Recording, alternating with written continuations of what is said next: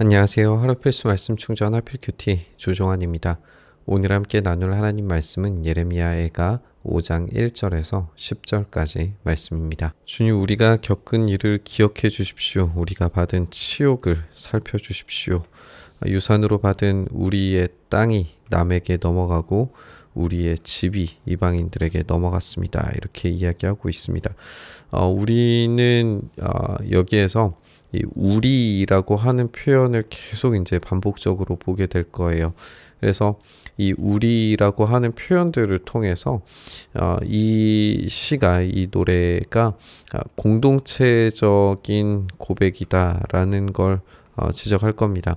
이제 단순히 개인적인 고백을 넘어서, 그리고 우리가 이전 예레미야 애가를 함께 공부해 오면서 이것이 어떤 의인화된 예루살렘의 비참한 고백, 이런 것으로도 살펴봤고, 이제 화자가 과연 누구인가, 꼭 굳이 예레미야만 아니라 이 당시에 경험했던 사람들의 그런 감정들이 다 녹아져 있는 것으로 우리가 읽어왔는데, 어쨌든 이 5장에서는 공동체적인 기도로 마무리되고 있는 걸 우리가 보게 될 거예요. 특별히 우리가 예레미야 애가를 공부하면서 이게 일종의 알파벳으로 되어져 있는 시라고 그렇게 나눴었는데, 5장은 특별히 그런 알파벳 시로 보여지는 어떤 규칙들이 명확하게 드러나는 건 아니에요. 그래도 우리가 22절까지에 있는 이 절수를 맞춤으로써 어떤 이 구조 자체를 짜임새 있게 만들려고 노력했던 것도 우리가 좀 참고적으로 생각해 볼 필요가 있을 것 같습니다. 어쨌든 지금 여기에서 이 겪은 일을 기억해 달라, 이 치욕을 보살펴 달라, 이렇게 기도하고 있는데, 이게 얼마나 끈질긴 기도인가를 생각해 봐야 할 것 같아요. 지금 상황은 변한 게 없고 하나님께 그 소망을 두고 하나님의 그 신실하심이 날마다 새롭습니다라고 그렇게 이야기하고는 있지만 변한 게 아무것도 없죠. 그럼에도 불구하고 끈질기게 우리를 기억해 달라고, 이 치욕을 살펴봐 달라고 그렇게 이야기하고 있는 걸 우리가 읽게 됩니다. 지금 이 렌케마가 지적하는 것처럼 이 명령형들이 반복되는 건 구약에서 발견되는 가장 끈질긴 기도로 만든다라고 이렇게 주석을 하고 있어요. 그래서 이 끈질긴 기도를 우리가 좀 배워야 할 필요가 있는 것 같습니다. 이루어지지 않아도, 성취되지 않아도 하나님께 구하는 것, 그것으로 하나님의 신실하심이 반드시 응답되리라고 하는 기대가 없다면 이런 끈질긴 기도가 불가능하겠죠. 그러니까 이 신실함을 가지고 하나님께 끈질기게 붙잡아 기도하는 이런 모습을 우리가 읽게 됩니다. 유산으로 받은 우리 땅이 남에게 넘어가고 우리 집이 이방인들에게 넘어갔습니다 라고 이렇게 되어져 있는데, 여기에 이 넘어갔다라고 표현하는 이 하파크라고 하는 이 단어의 뜻이 원래는 이제 변질되다, 반역하다, 되돌아가다 라고 하는 뜻을 가지고 있어요. 그러니까 1차적으로 넘어가게 된 것은 이스라엘 백성들이 하나님으로부터 변절하고 변질되고 또 반역한 것으로부터 시작되는 거죠. 이스라엘의 변질과 반역이 결국에 이방인들에게 넘어가게 되는 이런 결과를 가지고 오는 걸 우리가 보게 되죠. 우리가 이 장면들을 보면은 이제 출애굽 이전으로 돌아가 버리는 듯한 이미지를 분명히 갖게 됩니다. 결국 이들은 이집트에서 당했던 고통스러운 노예 생활을 반복하게 되는 걸 우리가 읽게 될 거예요.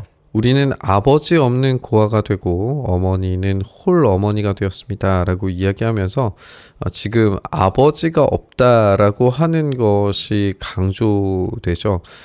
이스라엘의 참된 아버지는 하나님이실 텐데 지금 하나님이 보이시지 않는다라고 하는 것으로 우리가 생각해 볼 수 있겠지만, 1차적인 것으로 봐서 아버지 없는 고아, 또 홀 어머니가 되었다, 어머니가 홀 어머니가 되었다라고 이렇게 표현하는 것은 어떤 전쟁의 상황을 생각을 해볼 수 있을 것 같아요. 전쟁은 남자가 나가서 싸우는 거니까 남자가 싸워서 죽고 없어지게 된 거죠. 그러면 이제 고아가 되고 홀어머니가 되는 거예요. 아니면 이제 노예 상태를 상정해서 생각을 해볼 수 있겠죠.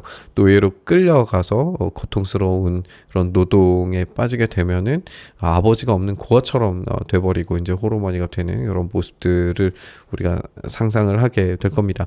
어쨌든 이런 것들로 보아서 지금 이스라엘이 완전히 패망하고 자기의 주권을 완전히 잃어버린 상태다라고 하는 것은 우리가 분명히 알 수가 있어요. 그래서 발견되는 상태가 뭐냐면 우리 물인데도 불구하고 돈을 마셔야 되고 우리 나무인데도 불구하고 값을 치러야 된다는 거예요. 그리고 우리 목에 멍에가 메어져 있어서 지쳤으나 쉬지 못하는 상태다라고 하는 걸 우리가 읽게 돼요. 이 여기에서 이제 우리는 다시 한번 이 노예적 상황을 생각을 하면서 지금 역출애굽 당한 상태라는 걸 다시 기억해 봐야 할 것 같아요. 지금 안식이 없이 고통스러운 상태죠. 자기 것을 가지고 취하려고 했지만 그 모든 것들을 다 잊어버렸어요. 이전에는 이것이 나의 소유이기 때문에 그냥 취하는 것이 전혀 어려움이 없었던 것들인데 돈을 내야 물을 마실 수 있고 값을 치러야지 나무를 베어서 땔감을 쓰든지 아니면 다른 행위들을 할 텐데 그런 일들이 아예 불가능하게 돼버린 거죠. 상태 자체가 노예 상태가 돼버린 겁니다. 그렇기 때문에 지금 이들의 심각한 상황은 아버지 없는 고아가 됨, 이제 더 깊은 의미에서 하나님께서 지금 이스라엘 가운데 참된 아버지가 되시지 않기 때문에 벌어지는 심각한 상태라는 걸 우리가 알 수 있어요. 그것이 결국에는 왜 이렇게 되었는가? 이것이 이방인들에게 넘어간 상태이기 때문에, 종이 되었기 때문에, 그리고 이것의 본질이 하나님께로부터 반역하고 변질되어서 이방 사람들에게, 이방 신들에게 되돌아갔기 때문이다 라고 하는 걸 우리가 지적하고 있는 겁니다.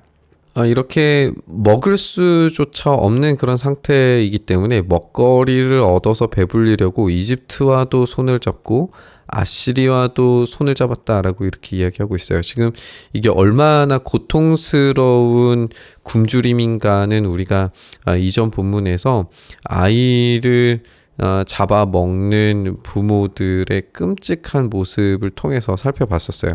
그때도 우리가 이제 지적을 했던 것처럼 이것이 이제 인간의 본성 자체를 완전히 파괴할 정도의 배고픔과 굶주림이라는 걸 우리가 지적을 했었고, 그것이 이제 죄와 연결되어져 있다라고 하는 걸 우리가 살펴봤고, 이것이 이제 소돔보다 더 악한 성이 되었다라고 하는 표현으로 이제 반복적으로 보여지는 걸 우리가 읽었어요.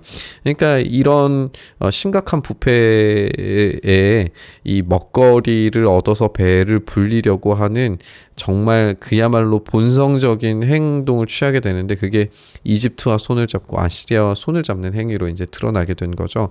근데 이게 굉장히 비참한 상황인 거잖아요, 사실은.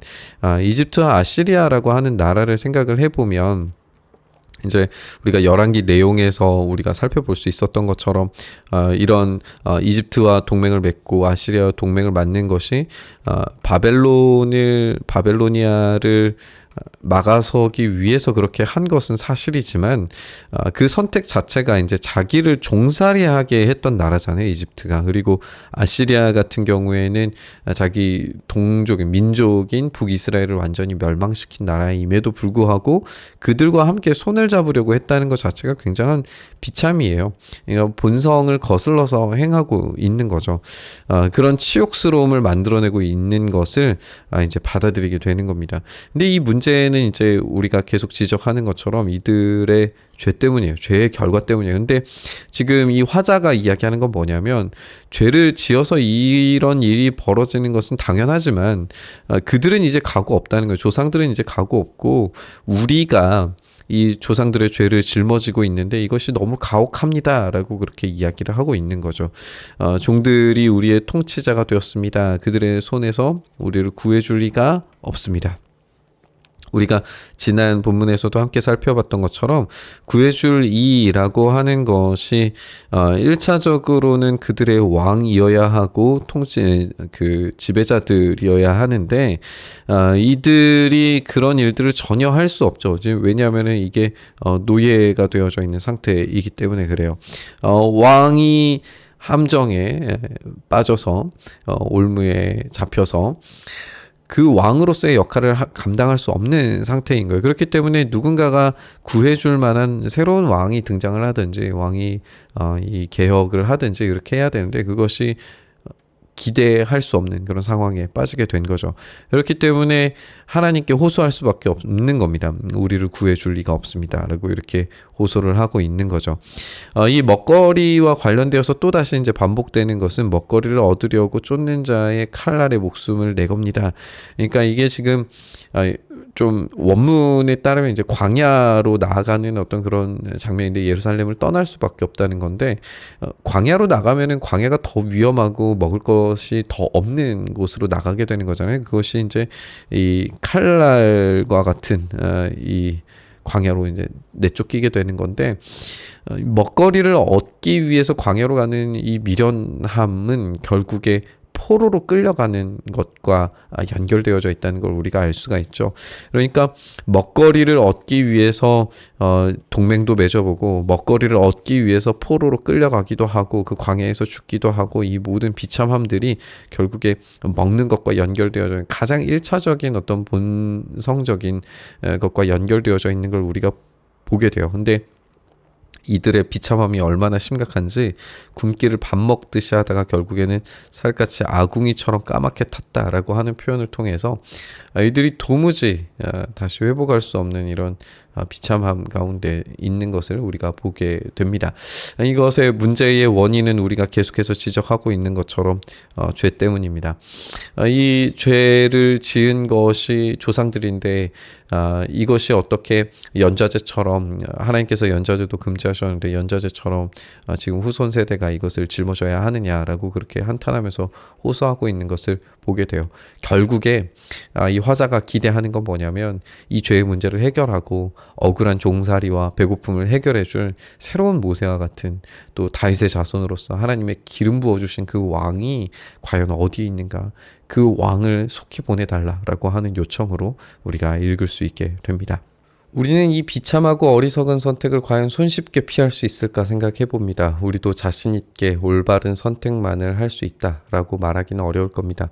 먹고 사는 문제는 어떤 것보다 본능적이고 본성적이어서 우리의 선택을 왜곡시킬 수밖에 없습니다. 그렇기 때문에 우리는 다만 하나님의 자비와 긍휼을 구할 수밖에 없죠. 감사하게 우리는 고아가 아닙니다. 우리의 하나님 아버지는 노예시거나 전쟁 중에 상실한 그런 아버지가 아니시죠. 오히려 우리에게 가장 강력한 힘으로 우리를 보호하시고 참된 자유와 풍성함을 제공해 주실 수 있는 능력 있는 분이십니다. 따라서 우리가 하나님의 자녀로서의 정체성을 잃지 않는 한 우리는 하나님 아버지께서 공급해 주시는 것으로 인하여서 걱정할 필요가 없게 되는 줄 믿습니다. 우리 주님께서 말씀하신 것처럼 무엇을 마실까 무엇을 먹을까 염려할 필요가 없죠. 먼저 그 나라와 의를 구하는 것으로 우리 주님의 공급하심은 언제나 우리에게 제공될 겁니다. 왜냐하면 그분의 나라는 오늘 본문에 이야기하는 것처럼 어떤 빼앗긴 나라, 먹을 것도 없는 나라, 마실 것이 빼앗긴 나라, 그런 나라가 아니라 영원한 나라이고 소멸하지 않는 나라이며 풍성한 나라이고 사라지지 않는 그런 영원한 나라이기 때문에 그렇습니다. 오늘 우리가 그분의 나라의 임재를 구하면서 살기를 소망하며 기도의 자리, 묵상의 자리로 나아갔으면 좋겠습니다. 먹고 마시는 문제가 이 세상의 것으로만 해결되지 않는다는 사실은 우리가 너무나도 잘 알고 있습니다. 우리 주님께서 제공해 주시는 것이 오히려 더욱더 탁월한 해결책이 됨을 우리는 고백해야 합니다. 주님께서 공급하실 때 언제든지 다시 채워질 수 있음을 우리가 믿음으로 고백합니다. 그 은혜를 사모하며 오늘 주님의 나라 안에서 살아갈 수 있기를 간절히 바라면서 우리 묵상의 자리로 나아가시죠. 주님, 이 세상의 것으로 만족하며 이리저리 헤매이다 보면 결국에 죄에 빠지고 욕망에 빠져서 이 세상의 것들로 이리저리 방법을 구하다가 실패의 자리에 머무르게 된다는 사실을 우리가 다시 한번 생각합니다. 주님께서 제공해 주시는 그 힘과 능력으로만 서게 하셔서 주님의 나라 안에서만 살기를 다시 한번 작정하며 나아가오니 주여 은혜 더하셔서 그 안에서 맞이하는 참된 만족과 풍성함 누리게 하여 주시옵소서. 그 행하시기를 간절히 바라고 소망하며 우리 주님 예수님 이름으로 기도드리옵나이다. 아멘.